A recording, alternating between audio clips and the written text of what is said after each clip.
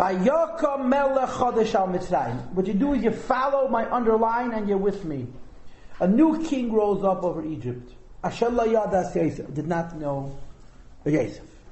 Stellt sich Rashi wie weiter. On these words, a new king arose over Egypt. Rashi says, Vayaka melech chodesh, a new king arose, und is mefarish, and interprets. Rav Ushmuel, the rabbi between the two great sages, Rav Ushmuel. Chad Amar Chodesh Mamash. One means a new king. The old king died, and he was replaced by a new one. Chad Amar, the other one says, nope, it's the same king. Now then, the same old king could introduce new decrees.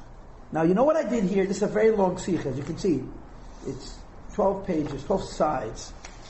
And it's a very complicated sikha. It's a Rashi sikha. It's techno special. If you love techno, intricate sikhas, this is it. What I did was, I took out all the technicalities, all of it, and left us only with the theory of the sikha. It's very involved and very technical sikha. What I am doing is what I always love to do. When rabbis argue, what do we get to do? When rabbis argue, what do we get to do? What the answer is? We get to agree with both. The only time you have to pick and choose when it comes to halacha. In Jewish theology, it's not either or, it's both, like we did in the previous class. Rambam and Ramban are not arguing. They're both true. And this is all over the Chassidus. Chassidus does a lot. The Rebbe does this extraordinarily. He says, instead of see them as contradicting, see them as complementary. And you see such a beautiful Torah, such a colorful Torah. So we're going to decide that this new king of Egypt was both new and old. Now that's biologically impossible, right? He's either a new king or he's an old king. But the spirit that the Rebbe is going to learn out of the Sikha allows for him to be both old and new. And you'll see. Okay? Turn to page 5, which is the third sheet. Okay. A new king arose in Egypt. A new king arose in Egypt. He didn't know Yosef was, and of course we all know the rest of the story. Let's create a scheme that will enslave the Jewish people. And as I told you a number of times already, it took 30 years to put the Jewish people in the position of subordination, and then they revealed their true colors, and they put them into concentration camps, into labor camps. Okay? This pasuk that says a new king arose in Egypt is responding to a question. How could it be that the Pharaoh should make such decrees of Am Yosef, on the nation of Yosef Ubefrat specifically, Bnei Yosef, the descendants of Yosef notwithstanding all the kindness that Yosef did to him, and to Eretz Mitzrayim, and to all the people of Egypt, how could a human being who benefited from the unbelievable wisdom and insight and benevolence of Yosef HaTzadik turn around and become so cruel to Yosef's children? That's the question. Page 6 now, the Rebbe, therefore, the Torah tells us, you know how he was able to do it? Vayaka melech chodesh, right? We call it Holocaust denial, right? Or Holocaust, who cares? Holocaust ambivalence, which is worse than Holocaust denial. Vayaka melech chodesh ha-Mitzrayim, a new king rose up over Egypt. Asher lo yada, Yosef did not know Joseph. Ubemela, therefore, it's sheinita zachidish. It's therefore not so crazy, not so novel. Ve'azei erad yekan gezes, I know he was able to decree Adi ala gezeiris of hidden all of these decrees because he was new. He didn't remember Yosef, he didn't see the story with the famine and all the rest, so he was able to do these terrible things. Once the Torah explains to us how this king could have turned against the Jewish people so severely and enslaved them and so forth and so on, because he was new, Rashi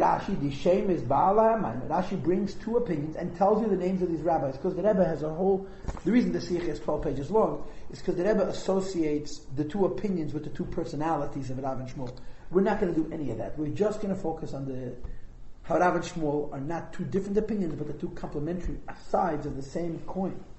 Rav and Shmuel, warum das gibt die Hasbara, zu Hasbara, it adds clarity in the Chiluk or Yisrael for Yedin Pirush. It explains to us the difference and advantage of each commentary over the next, vis-a-vis the Shitosam based on their personal preferences. Chad Amar, one said, as his Uvgishtanen Anaya Melech, a new king arose, was that Yosef and Nidi Tent, who physically never knew Yosef, and the Rebbe that the Geze given the Alagezeres, he made all of these decrees. That's it. A new king, new guy, he didn't know the path. That's Rav's opinion. A new king came. How could somebody live in Egypt and turn on the Jewish people? The answer is because he was new. Continues the Rebbe and says, is das aber nicht verstanden? That's also not easy to understand. Why not? Afilu zayndik anayer melech. Even if he's a new king, even if he's the next generation. But he went to school. He studied history. We certainly heard about the recent past, not the ancient past. The recent past, in the last generation, there was a famine. The world almost died. And there was one person with foresight who prepared food to get through the lean years. That saved all of Egypt. That it happened only one generation before. And therefore, being a new king doesn't cut it. It's an answer to the question, but it's not the satisfactory answer to the question. Yeah, how did he do it? It's a new guy. But still, new guys know at least their recent past.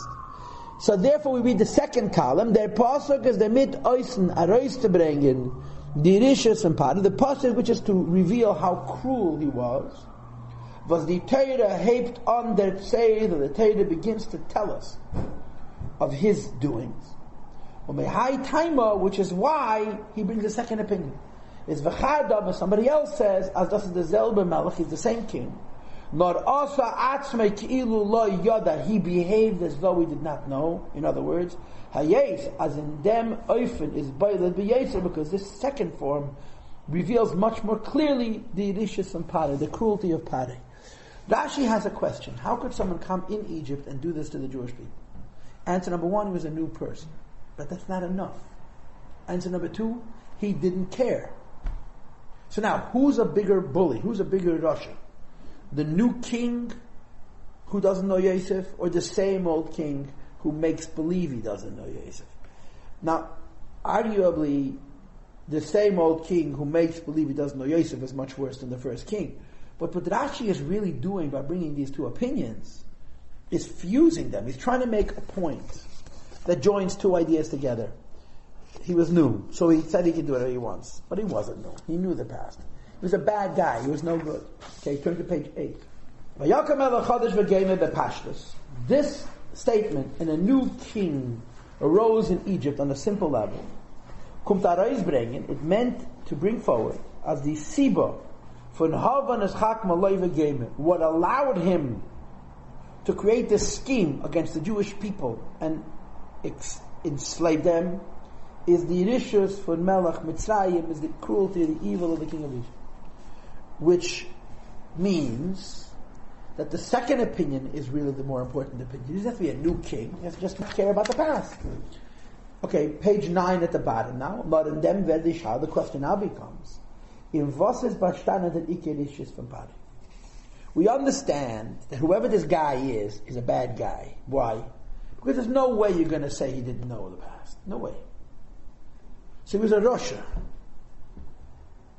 But in his Rasha, there's now two possibilities. Possibility number one, he's the next generation, and he's a Rasha. Possibility number two, he's the same generation, and he's a Rasha. Now why does Rashi bring both? Rashi brings both because there's two types of Rasha. And what are they? Look inside, look how beautiful this is. Si bein Adam lamakim. Is his Rasha, his defiance of God, or the Be'ikir ben Adam lachaveri? Is his evil the defiance of the Jewish people? And the two opinions of Rashi are defining a very bad man. And the reason there are two is because there's two types of bad. One type of bad man says, I don't care about God. The other kind of bad man doesn't care about man. And the party was both. And the two opinions represent the two aspects of his evil. Let's keep reading. This is represented in an alluded way, an indirect way. Rashi tells us, as the zwei days, there are two opinions, and that the two opinions, Zaydin from Rav Shmuel, belong to the two great sages, Rav Shmuel. It brings forward the convergence of an evil man who's evil towards God and evil towards man. And the only way to underscore this is to divide it. In other words, if Rashi would say he was a bad guy, we would decide what kind of bad guy. So Rashi gives us two possibilities. Not so we should choose one or the other, so we should appreciate that there's two dimensions to his evil. One is he is bad in relationship with his creator, and the other is he's bad in relationship to his benefactor. And the Rebbe says, page 9, second column at the bottom, if you follow the opinion that the new king was not physically a new king, not as is given der selber Melech, the same king, who may believe he didn't know the past, says the Rebbe. I'm asking you, if it's the same guy who knew Yosef, is his primary evil against man or against God? In your opinion? Against man. If he's the same king who just turns his back on the past, says the Rebbe, is das rishos bein adam lamakam das grace. His defiance of God is not so great, for reasons that we're not going to read. Turn to page 10 now. Masha Enkein, but the place where his evil is outstanding is mitzad bein adam lachaveri, in his relationship with a fellow. B'shayches to b'nei Yisrael, in as much as the Jewish people are concerned. B'nei Yosef befrat, particularly the children of Yosef. Ken de amasla hanal nitfaren from the gezeres. You can't give any excuses why you're doing this. It's the same king. Was Chavere Yosef, that his friend Yosef, did so much kindness to him, and yet he turns his back on his children and nephews and nieces. The evil that he's perpetrating to his fellow man is far greater than the evil he's perpetrating towards God. Because you can't do such a thing unless you're really, really a mamzer. Aber, Melech Chodesh, a new king, Chodesh Mam is totally new. Was nit im hat Yankev herausgewiesen Kavod Malchus. If he's a new king, the guy says, you know what, I never know this family. I never met Yankov Avinu. I didn't see the holy patriarchs of this family. Yankov did not give him honor. Unid zayin meluch or shlita, nor did he see his kingship and his dominance. Haben die Bnei Yisrael ongurim und avzich kumen dikim Mitzrayim. The Jewish people, when they came to Egypt, agreed to be subordinates to a king. The king who they agreed to be subordinate to was gone. My father told me when Kennedy was shot. So one of his teachers, who was a Russian Jew who was really hardened by Tzaddis in Russia, said, he came to Yeshiva one day and says, Ich hab gehört, hat man geschossen Truman. I heard that they shot Truman, because Truman was the king when he became a citizen. There's no such thing as a new king. The guy dies, so you kill him, have a replacement. He had no idea. Between Truman and Kennedy, there was Eisenhower. As far as he was concerned, Truman was still the president.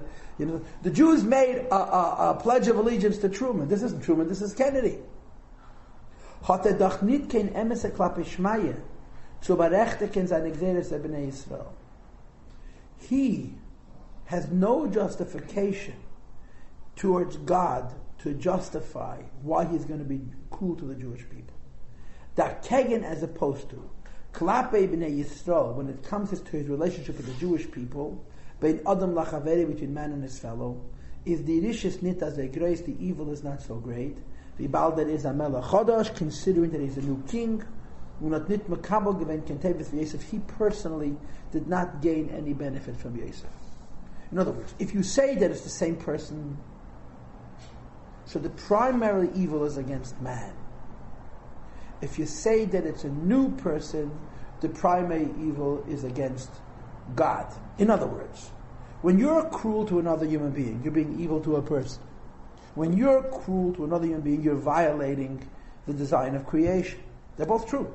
God made us human. We're not animals. We're supposed to coexist. We're supposed to respect each other, give each other space, and treat each other like human beings and so on. Yeah? So anytime anybody is wrong to another human being, he's transgressing, he's violating both. Right? But which of the two is more acute? If this is somebody that you know and that you have a relationship with, it's a violation of the word of God, but it's also a violation of your humanity. But if it's someone that you don't know, you're violating another human being, but fundamentally, you're not acting like a person. You're forgetting that you're in the image of God. So the two opinions about the evil of Pare, The Rebbe says that Rav focuses on one and Shmuel focuses on the other, based on their theology of what's the most important part of Judaism. One holds the most important part of Judaism is between man and God. So he says he's a new king. He's a new king. Yeah, he can be an ingrate. He can afford to forget Yosef. He never knew him. But there's God. Shmuel, his focus in Jewish theology is on interpersonal relationship between man and man. Shmuel says he's the same king, and he may believe he didn't know. Sure, he's violating the will of God, but he's also violating something much, much more fundamental. You're turning your back on your friends. And who's right? They're both right. The Pharaoh violated every kind of covenant. In attacking the Jewish people, he was violating the covenant between man and man. Don't turn your back on your family. Don't turn your back on your friends. And he was simultaneously violating the covenant between man and God. If you didn't know these people, and you never met these people, this is not how I treat human beings. The only way for Rashi to present to us the dual evil of Pharoah is by making it two opinions. Because if Rashi would say only one thing, we would come away with one perspective. The Rebbe has a whole long discussion that in Jewish, all over the Torah, Rav and Shmuel argue. Rav is always focused on God. Shmuel is always focused on man. So by joining Rav and Shmuel into the conversation, Rashi is allowing us to come to the following understanding. The Pharaoh was a bad guy. He enslaved the Jewish people. What was the nature of his evil? And the answer is he had no self-respect, he had no humanity when it came to how he treated other people, and he had no respect in how he related to HaKadosh Baruch Hu. There was only one way for Rashi to tell that to a 5-year-old. By telling him two things, and let the child extrapolate. Let the child figure it out. Okay, we just read 10 pages of Sikha in about 15 minutes. That's how you do it. Okay? Now there's more to the Sikha. And what happens later on in the Sikha is that the Rebbe starts talking about Jewish history. And the Rebbe says, Jews always make the same mistake. And the mistake is, if we'll be Gentile enough, the Gentiles will like us. And it's just not true. Jewish people need to be Jewish, which means they have to unabashedly represent what they're supposed to represent, which is HaKadosh Baruch Hu. And when you try to be, a Jew has to represent the Eibishter. And that's the way he survives. When he plays around with that, he gets into trouble. The Rebbe says, you learn this from this story. There was never a moment where Jews were more wust rather than ust. Meaning to say, we were so assimilated into the culture, we were so respected. How much time did it take for that to turn and to change? Because we stopped being Jews and we started to be representative of the society in which we lived. And the guy turns around and says, I never met you. I don't know who you are. Because there's a combination of two evils. A violation of interpersonal relation between a person and a person, and a violation of the fact that God is the master of the world. That's the Sikh. Okay? So, we're transitioning to Golus, right? This is going to take us a while. We're transitioning to Golus. The Jewish people go into exile. Their supernatural level is forgotten. They're now much more bound by nature, and the Pharaoh turns his back. We'll continue.